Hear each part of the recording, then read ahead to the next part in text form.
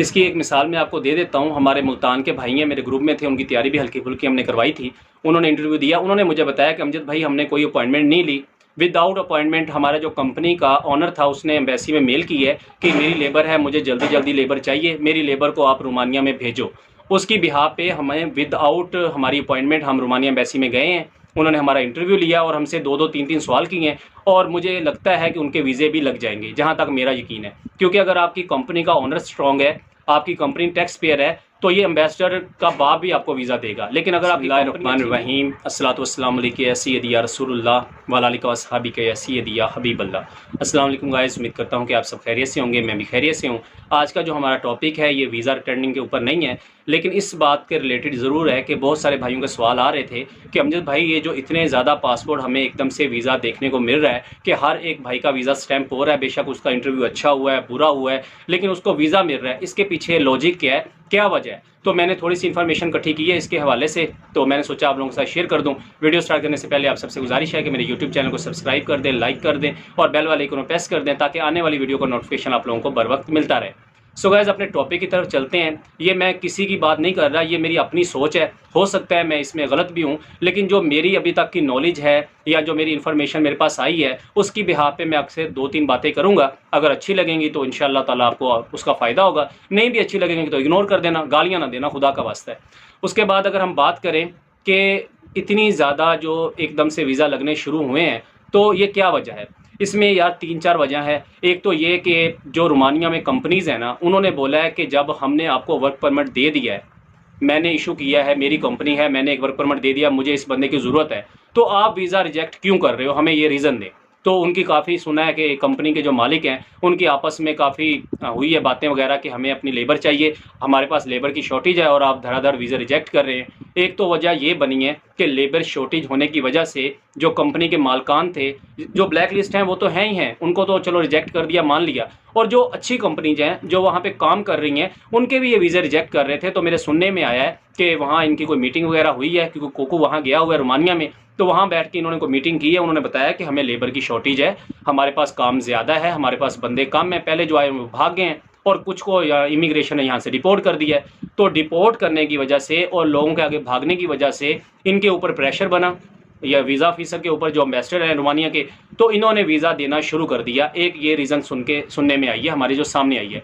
एक रीज़न ये आई है कि हर बंदा कह रहा था, हवा चली हुई थी, रोमानिया शेंजन में आ रहा है, बल्गारिया शेंजन में आ रहा है, रोमानिया शेंजन में आ रहा है, लेकिन अब जो इनकी अंदर की न्यूज़ हैं जो मुझे पता चली है कि इस तरह हुआ है। होप सो मैं गलत हूँगा, या मैं अल्लाह करे मैं तो सही हूँ, मैं तो ये कह रहा हूँ, लेकिन अगर मैं गलत भी हूँगा तो इन फ्यूचर पता चल जाएगा कि रोमानिया के जो चांस थे शेंजन में आने के वो अब इनको नहीं लग रहे।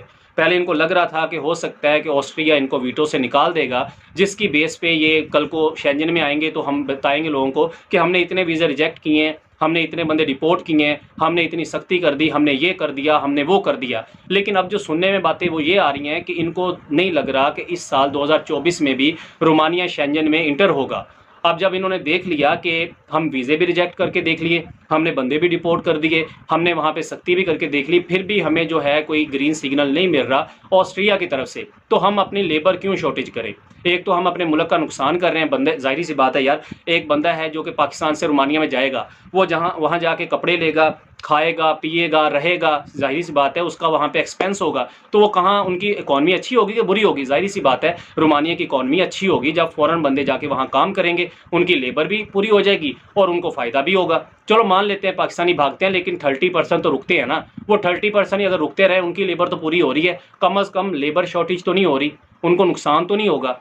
तो ये भी बातें सुनने में आई है कि जब इनको थोड़ा ग्रीन सिग्नल आगे से नहीं मिला तो इन्होंने वीज़े देने शुरू कर दिए हैं। और जो मेरी कॉमन सेंस कह रही है, छठी जिसको कह सकते हैं आप, कि ये साल के एंड तक, यानी कि अक्टूबर में इनकी मीटिंग होनी है, लेकिन असल फैसला होना है दिसंबर में, ये साल के एंड तक यानी कि वीज़ा रेशो अच्छी रहेगी, वीज़े कम रिजेक्ट होंगे। ये नहीं मैं कह रहा कि बिल्कुल रिजेक्शन ख़त्म हो जाएगी जिस तरह आजकल है, नहीं, हो सकता है कि वीज़ा रिजेक्शन रहे लेकिन काफ़ी भाइयों को वीज़ा मिला करे। तो इस तरह नहीं हुआ करेगा कि जैसे पहले होता था कि 90 वीज़े रिजेक्ट 10 लग गए, 95 वीज़े रिजेक्ट 5 लग गए। इंशाअल्लाह ताला अगर वीज़ा रेशो रहेगी भी तो 60-70 रहेगी, जो मेरी प्रेडिक्शन है।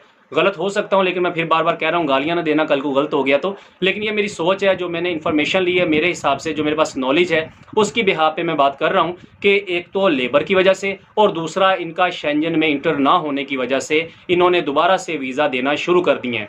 मैंने इंडिया में दोस्तों से बात हुई है, नेपाल में भी हुई है, बांग्लादेश से भी हुई है, तो उन्होंने बताया कि हमें भी इन्होंने अपॉइंटमेंट देना शुरू कर दी हैं। यानी कि जो इंडिया वालों की इन्होंने अपॉइंटमेंट रोकी हुई थी, बंगालियों की, नेपालियों की और इंडियन की, उनको भी इन्होंने दोबारा से अपॉइंटमेंट देना शुरू हो गए हैं। और ये माशाल्लाह देख लीजिएगा आप, ये इंडियन, नेपाल और बांग्लादेश वालों को वीज़े धड़ाधड़ देंगे। जिस तरह इन्होंने पाकिस्तान में वीज़ों की बरसात की है, ये इंडिया में, नेपाल में और बांग्लादेश में भी वीज़ों की बरसात करेंगे। ये आने वाले दिनों में आप खुद देखेंगे। हाँ, अगर अल्लाह ना करे अगर ये अक्टूबर में कोई फैसला होता है या इनको लग गया कि ग्रीन सिग्नल हमें ऑस्ट्रिया की तरफ से मिल गया है, फिर हो सकता है कि रिजेक्शन ज़्यादा हो जाए।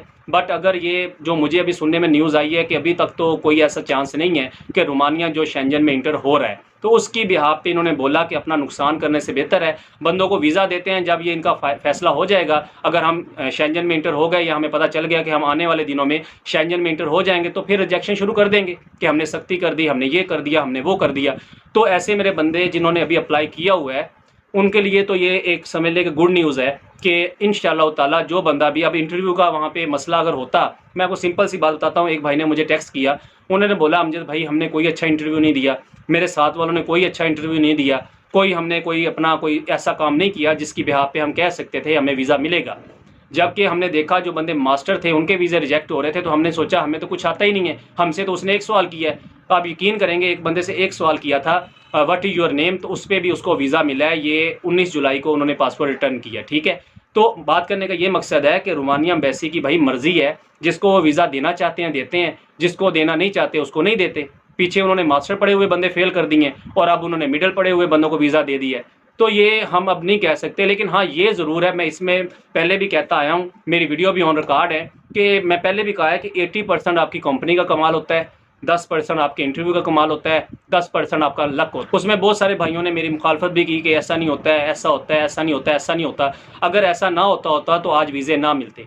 आपकी अगर कंपनी स्ट्रॉन्ग है, आपके कंपनी का ऑनर स्ट्रॉन्ग है, अगर वो वहाँ से मेल करता है तो एम्बेसडर की क्या हिम्मत है कि वो वीज़ा ना दे। इसकी एक मिसाल मैं आपको दे देता हूँ। हमारे मुल्तान के भाई हैं, मेरे ग्रुप में थे, उनकी तैयारी भी हल्की फुल्की हमने करवाई थी।